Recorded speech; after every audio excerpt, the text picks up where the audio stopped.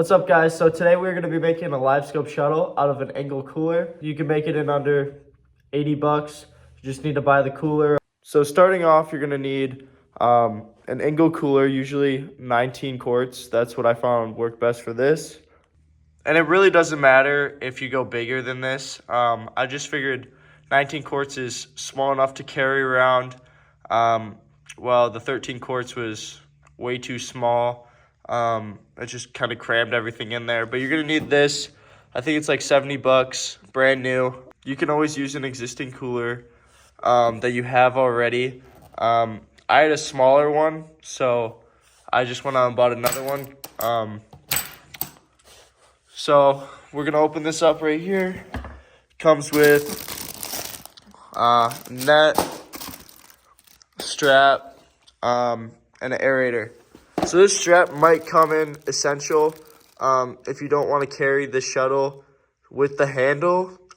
You could use this as a strap and kind of throw it on like a bag. And then you're going to need your black box. And then you're going to need your lithium battery. This one is an Amped Outdoors 32 amp hour battery. It lasts me very long out on the water. And obviously you're going to need your transducer. I have the LVS 34 on a Summit pole that I used off of my boat. I ran that off a ram mount in the front. And then I have a ram ball that I'm going to attach onto this so it can be very easy transfer from my boat. And then I have the EcoMap Ultra 106 SV screen. This screen looks so good with the Livescope, and you can really see defined fish in the water, and it makes it easier to catch fish. And then obviously you're going to need your network cable to connect to the black box to the screen, and then your power cable. I have my positive and negative that connect to the battery, and then I have two power cords, one that goes to powering the screen and one that goes to powering the black box. And you're going to need some screws too. Inside the box, this is what it'll look like. Obviously, you have more than enough room, which is what I wanted. I didn't want it crammed. In the 13 quart one, they were touching like this, and it would have been a pain in the ass to screw in there and everything. Plus, it leaves extra room for cords if you need to put pliers or anything in there. So this is why I love the Summit pole. The Summit pole actually is telescopic, so it goes out pretty far, but it also comes in a lot. So it's really easy to store up. I'm going to change, this is a 9-inch ram clamp. I have another one that's shorter that'll go on here because it doesn't need to be as far off. This was used for my boat, so pretty much though, it's going to go off here. Kind of hang off the edge like that while we have our screen up here too. I also thought about it like doing it like this. However, it kind of barely fits. It fits like this, so if I were to close it, like depth-wise it's fine, but just like width, I don't know, we'll just play it by ear and see what we do. So we're going to start off with drilling this ram ball into the top to hold the Summit Fishing Livescope. I bought 1.25 inch long screws because when you look inside, it's about only 1.25 inch thick to the gray part. There's kind of a lip right here to the gray part. It's about 1.25 inch. So, and then plus the thickness of the actual ball right there, it'll count up for it. So it should be a perfect size screw. So here's the ball on the top. I like to have it to my left just because I'll put this on the right side of the hole to put the Livescope down because I like jigging in my shack over by the corner, near the corner of the wall, just so nobody steps in it. So this will be on the right side in the middle, and the hole will be on the left. I kind of went overkill with the screws, but it was a little bit like pulling on the plastic with only a few in there, so I just figured I'd secure it down, and now it's not going anywhere at all. So next up, I'm gonna screw this Garmin black box. And right here, I'm only going to do the top 2 holes, screw those in just so it'll be easier to transfer for the spring on my boat. And obviously keep the ports up so the cords can plug into them. So we have the black box all screwed in there. Did one up there, and then one in the bottom left just to keep it a little more sturdy. No screws poked through, as you can see.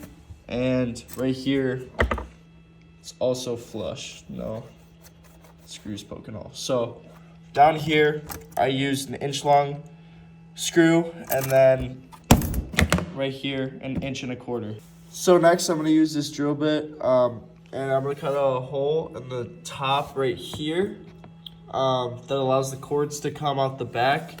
So the cords will come from right here, go out this back side right here, come out to the outside, and this back of the screen will be right here. It'll look like this, and the cords will come from right there and just plug in right there. So we do have our hole made right here. That's what it looks like from the back. There is styrofoam in the middle of this to keep it insulated.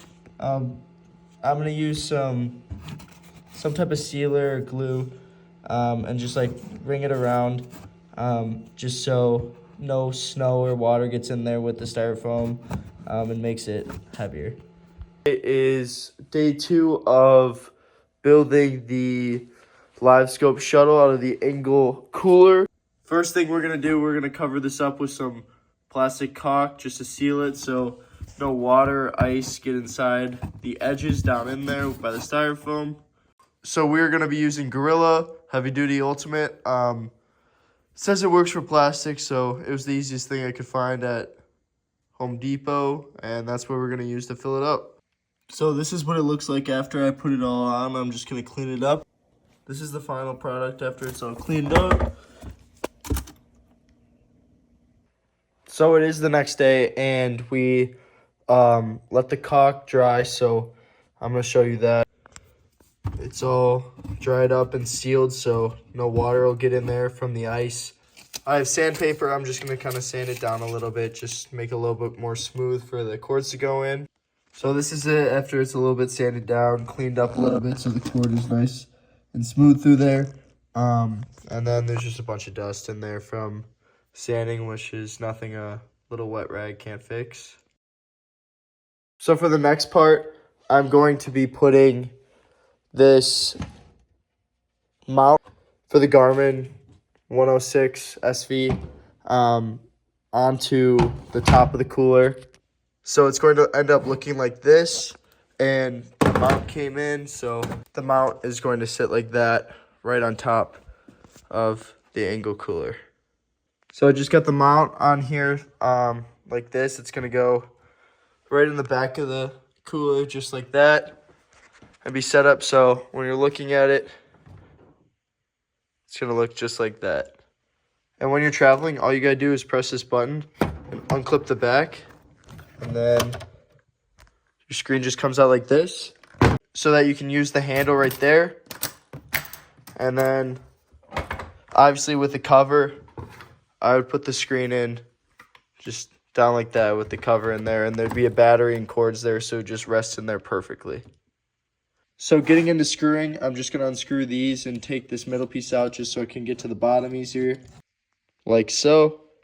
And I bought this bracket online separate than the one that the Garmin came with, just so that I wouldn't have to keep unscrewing and screwing back in the one from my boat to the shuttle. So I'll just have it all set. I just have to unclip the screen and put it right back in every time I want to switch from the ice season to spring or fall to the ice season. With this, when I ordered it, it came with these screws right here. These will do. They'll screw in just fine right into the cooler, so I'm going to do that. So we have our first screw in, and we're just going to do the rest. Now they're all screwed in. It's nice and secure. So I'm going to put it all together and show you the final product. So this is what it looks like after it's all set up, connected to the battery. You got the screen there, and then I have the Summit Livescope LVS 34 pole right here on the ram mount, and I got a cover on it too. And it's telescopic, so it'll drop down into the hole straight off the side. I don't have it completely down right now. I have it just barely elevated off the ground, so it's the transducer doesn't get damaged. But essentially, this would be 90 degrees and go straight down the hole. This would sit right next to the hole, and then I would jig right next to it, and you could see everything. We have all the cords connected. We have the network cord and the power cord going through there, and then also the transducer main line going straight to the black box.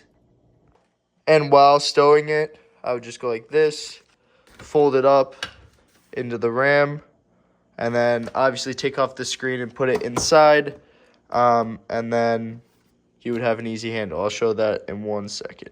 So it kind of looks like a mess in here, but we have our battery right there. This is our power cord. It has 2 different exports, so these plug into the battery right on those, the negative and the positive, and then one goes to the black box and the other is out the back, which goes to the screen. And then on the side here, wrapped up, we have the transducer cord. We won't need that much because we're ice fishing. It won't need to go down that far through the hole. So we just have a little bit out that it can pull out once I drop it down. And then we're just going to drop these in there like this. And then for traveling, just so the screen can fit, I'm just going to unscrew this network cable from the black box. It's very easy to put back in. You just tuck that down just so I don't damage the cord. And it fits just like that right in there. I would put a screen, but I don't have it with me right now. And then you close this, latch that, and bang, now you're ready to travel with the cooler.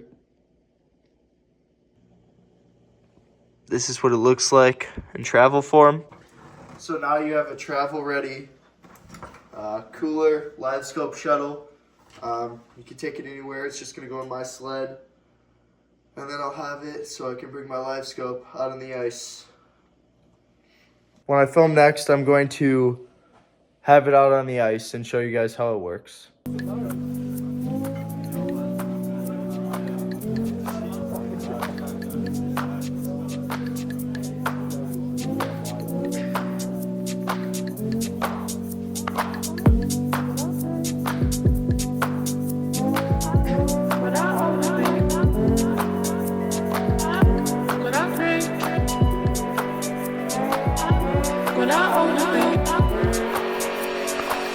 Smoke when I drink,